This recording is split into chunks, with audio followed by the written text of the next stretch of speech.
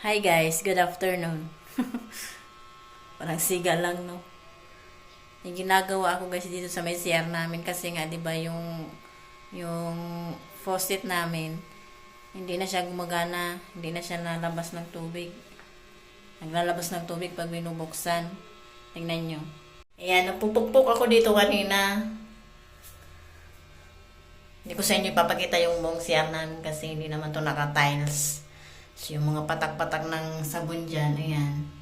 So, ayan, ito na nga. O, ayan, tingnan nyo. Kung saan-saan na naka... Hindi na kasi ito nag-ano. Saan ba yun? Oh, wala. Oh, ganyan lang siya. Ba't parang dumalas? Basta ganyan lang siya magtulo, magbigay ng tubig. Ewan ko kung anong nangyari dyan. Ayan, oh. Tinanggal, ilang beses na namin itong tinanggal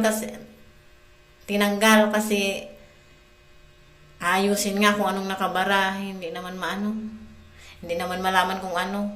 Pero nung tiningnan ko yan, parang makalawang na kasi, oh. Makalawang na siya. So, ayan na nga ito. Anin ko sana to, gigibain. Kasi nga para mapalitan to. Nakailang ganto na kami guys. Nakaapat na ata kami ganto. Hindi siya mag-fit dito sa may thread. Kahit pinatungan na namin nung ano, yung tape na, ano ba tawag doon? Basta yung tape na nilalagay dyan. Nakaapat na kami ng ganto. Hindi siya mag-fit dito sa thread nito. Ito lang talaga ang nag-fit. Sa ano to? Sa developer to. Produce nila to eh. Bigay. So, ayun na nga. Hindi mag-fit dito yung mga binili namin. Kaya, syempre, isaksak muna namin to kasi pag hindi, di labas lahat ng tubig. Hindi namin to mabarahan kasi nga nakalubog to. Yun nga lang.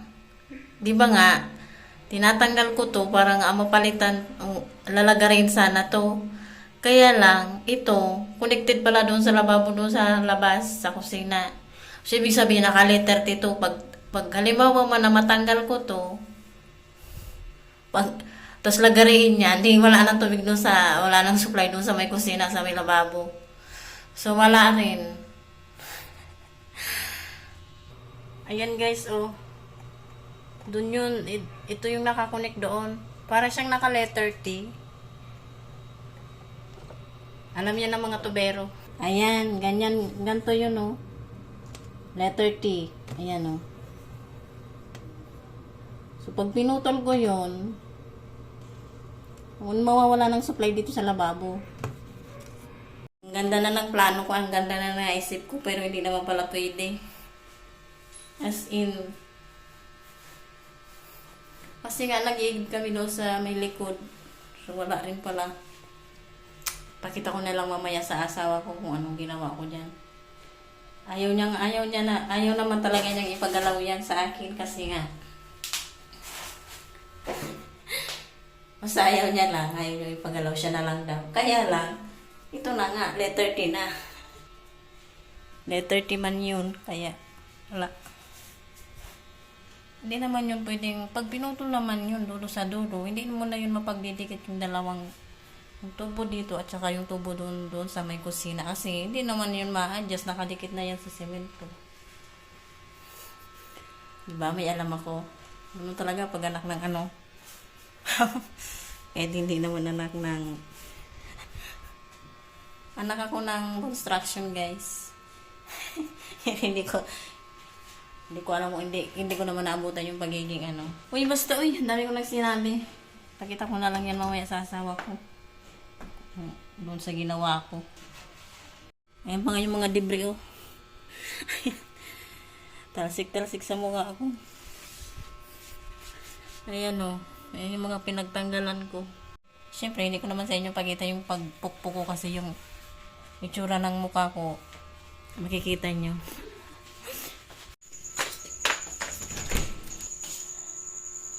Giniba. Tingnan mo doon. Hindi ko siya pwedeng gibain, buti na lang. Hindi ko na tusok. Kasi mas malalang problema pag natusok. Kasi dapat laki yan.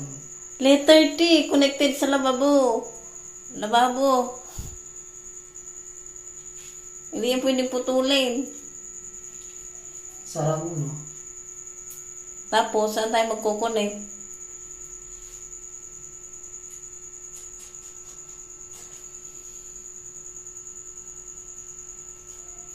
Sa'yo, T yan eh. T.